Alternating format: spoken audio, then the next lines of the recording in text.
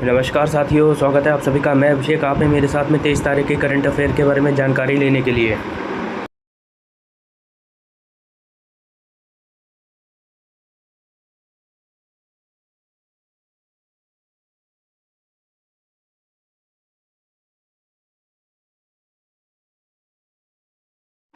मैं आपका स्वागत करता हूं अपने चैनल स्मार्ट टीचिंग अभिषेक भाई अभिषेक में।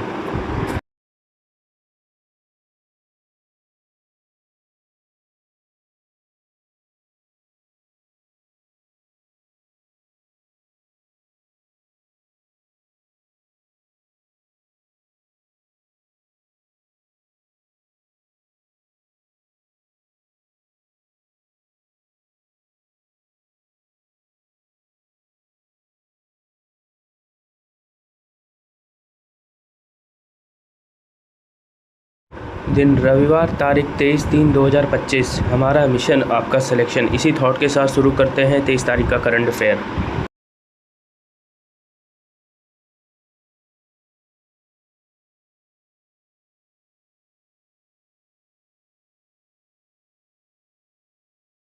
पहला, हाल ही में किसे अंतर्राष्ट्रीय ओलंपिक समिति का अध्यक्ष चुना गया? उत्तर है क्रिस्टी कोवेंट्री को। आइए इस खबर के बारे में जान लें। हाल ही में जिम्बाब्वे की 41 वर्ष क्रिस्टी कोवेंट्री को अंतर्राष्ट्रीय ओलंपिक समिति IOC का 10वां अध्यक्ष चुना गया। चुनाव और कार्यभार। चुनाव 20 मार्च 2025 ग्रीस में आयोजित 144वीं IOC सत्र में। कार्यभार ग्रहण 23 जून 2025 ओलंपिक दिवस।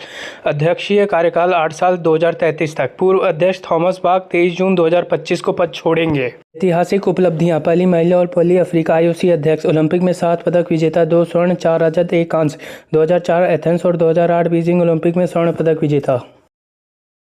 अगला, हाल ही में कहाँ दिव्यांगजनों की प्रतिभा, उपलब्धियों और आकांक्षाओं का उत्सव पर्पल फेस्ट आयोजित किया गया? उत्तर है दिल्ली में। इस खबर के बारे में जान लें। 23,500 लोगों की रोमांचक भागीदारी के साथ राष्ट्रपति भवन में पर्पल फेस्ट 2025 का आयोजन। केंद्रीय सामाजिक न्याय एवं अधिकारिता मंत्रालय में दिव्यांगजन सशक्तिकरण विभाग ने आज राष्ट्रपति भवन में बहुप्रतीक्षित पर्पल फेस्ट 2025 का आयोजन किया। अमृत उद्यान में इस कार्यक्रम की शुरुआत उल्लेखनीय उत्साह के साथ हुई, जिसमें 23,500 लोग शामिल हुए। पूरे दिन चलने वाले इस उत्सव में साहित्यिक चर्चाओं, खेल गतिविधियों और कॉर्पोरेट सहयोग की एक समृद्ध श्रृंखला शामिल थी, जिसका उद्देश्य समावेशी समाज को बढ़ावा देना था। अगला, ट्रैवल ट्रेड्स रिपोर्ट के अनुसार भारतीय यात्रियों के लिए 2025 में सबसे लोकप्रिय गंतव्य के रूप में शिलांग उभरा। नेक्स्ट, केवा फिश की नई प्रजाति की खोज मेघालय में हुई। नेक्स्ट, मेघालय सरकार ने एक सरकारी OTT platform hello Meghalaya launch किया। नेक्स्ट, बेहदीन खलम महोत्सव मेघालय में मनाया गया। नेक्स्ट, मेघालय के मुख्यमंत्री ने उमरदिहार में अनानास प्रसंस्करण इकाई का उद्घाटन किया। नेक्स्ट, हाल ही में डॉक्टर VI माथर ने पुस्तक टू द सेवंथ जनरेशन का विमोचन किया है।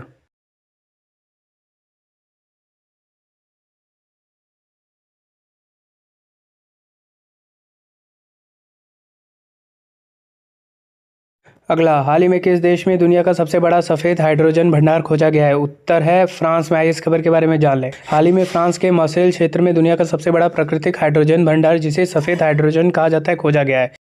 खोज का स्थान फ्रांस के मार्सेल क्षेत्र में फॉल्सविलर की मिट्टी के नीचे है। खोजकर्ता, जियो रिसोर्सेज प्रयोगशाला और CNRS के वैज्ञानिक ने इस खोज को अंजाम दिया। भंडार का मूल्य। इस भंडार की अनुमानित कीमत $92 ट्रिलियन है। भंडार की मात्रा। इस भंडार में 46 मिलियन टन प्राकृतिक हाइड्रोजन मौजूद है। सफ़ेद हाइड्रोजन क्या है? यह पृथ्वी की सतह पर पाई जाने वाली एक प्राकृतिक गैस है, जिसका औद्योगिक उत्पादन की आवश्यकता नहीं होती। अगला, हाल ही में किसे इस वर्ष का ज्ञानपीठ पुरस्कार दिया जाएगा? उत्तर है विनोद कुमार शुक्ला को। आइए इस खबर के बारे में जान लें। प्रसिद्ध साहित्यकार विनोद कुमार शुक्ला को ज्ञानपीठ पुरस्कार देने की घोषणा। जानिए उनके बारे में।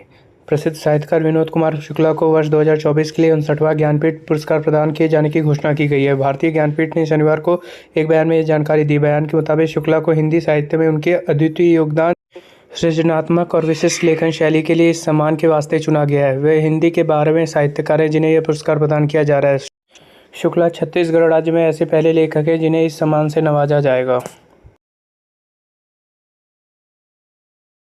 अगला, हाल ही में कहाँ लगभग 1 दशक के प्रतिबंध के बाद पहली वैज्ञानिक कोयला खदान का उद्घाटन हुआ? उत्तर है मेघालय में। इस खबर के बारे में जान लें। हाल ही में लगभग 1 दशक के प्रतिबंध के बाद मेघालय के पूर्वी जयंतिया हिल्स में बाइंडी हाटी में सरिगखम A नामक पहली वैज्ञानिक कोयला खदान का उद्घाटन हुआ। स्थान मेघालय के पूर्वी जयंतिया हिल्स में बाइंडी हाटी में खदान का नाम सरिगखम A उद्घाटन मेघालय के मुख्यमंत्री कोनराडा के संगमा ने वर्चुअल उद्घाटन किया। विशेषता यह भारत की पहली वैज्ञानिक रूप से संचालित कोयला खदान है। प्रतिबंध करीब एक दशक तक कड़े प्रतिबंधों के बाद। मुख्यमंत्री संगमा ने सोशल मीडिया पर इस उपलब्धि की जानकारी देते हुए इसे मेघालय के लिए ऐतिहासिक और गौरवशाली दिन करार दिया है। अगला, हाल ही में किस देश ने आधिकारिक तौर पर LGBTQ+ विरोधी कानून पारित किया है? उत्तर है हंगरी ने। इस खबर के बारे में जानें। मंगलवार को हंगरी ने LGBTQ+ विरोधी एक नया कानून पारित किया गया है, जिसके तहत प्राइड कार्यक्रमों पर प्रतिबंध लगाया जाएगा और अधिकारियों को उत्सव में भाग लेने वालों की पहचान करने के लिए चेहरे की पहचान करने वाले सॉफ्टवेयर का उपयोग करने की अनुमति दे दी गई है।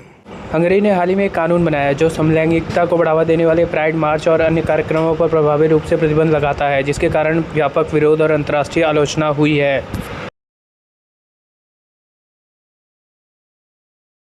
अगला, हाल ही में भारत ने मुक्त अभिव्यक्ति सूचकांक में 33 देशों में कौन सा स्थान प्राप्त किया है? उत्तर है 24वां। आइए इस खबर के बारे में जान लें। वैश्विक मुक्त भाषण सूचकांक 2024 अमेरिका स्थित think tank the future of free speech द्वारा किए गए एक वैश्विक सर्वेक्षण में भारत को 33 देशों में 24वां स्थान मिला। यह रैंकिंग अभिव्यक्ति की स्वतंत्रता के प्रति सार्वजनिक समर्थन के आधार पर दी गई है। वैश्विक मुक्त भाषण सूचकांक 2024 के बारे में। फ्यूचर ऑफ फ्री स्पीच एक स्वतंत्र अमेरिकी थिंक टैंक है जिसने यह report who in the world supports free speech शीर्षक से जारी की।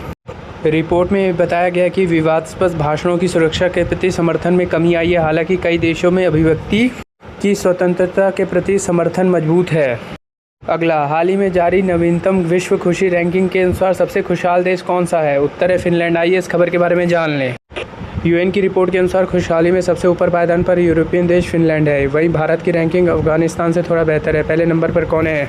खुशी ऐसी चीज़ है जिसकी आज की दुनिया में सबसे अधिक ज़रूरत है। खुशी पाने के लिए लोग क्या क्या नहीं करते। संयुक्त राष्ट्र पिछले एक दशक में हर साल देशों को कैटेगराइज करता है और बताता है कि दुनिया में सबसे खुशहाल देश कौन है।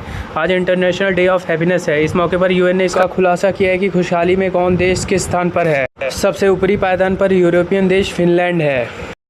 अगला, हाल ही में केंद्र सरकार ने कहा नामरूप 4 उर्वरक संयंत्र को मंजूरी दी है। उत्तर है असम में। आइए इस खबर के बारे में जान लें। केंद्रीय मंत्रिमंडल ने BVFCL नामरूप असम में 12.7 LMT की वार्षिक उत्पादन क्षमता वाले नामरूप 4 उर्वरक संयंत्र की स्थापना को मंजूरी दे दी है। नामरूप 4 के लिए प्रस्तावित संयुक्त उद्यम JV में कई संगठनों के बीच इक्विटी पैटर्न है।